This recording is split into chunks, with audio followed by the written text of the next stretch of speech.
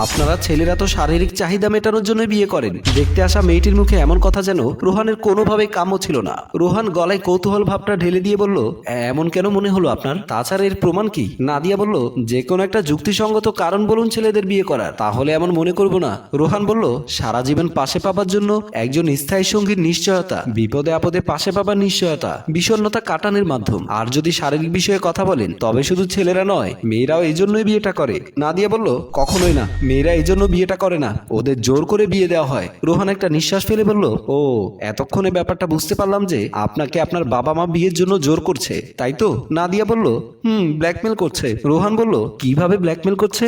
নাদিয়া বলল, এই যে কয়েকদিন পর ওনারা মারা যাবে, তারপর আমার কি হবে?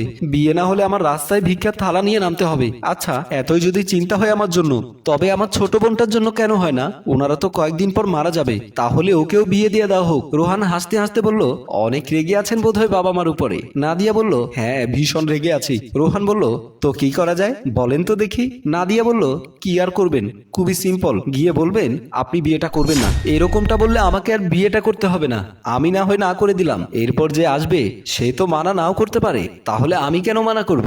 নাদিয়া বলল, এরপর যে আসবে তাকে তখন দেখে নেব, কিন্তু আপনি এখন না বলবেন। রোহান আচ্ছা বলে দুজনেই সেখান থেকে চলে আসে।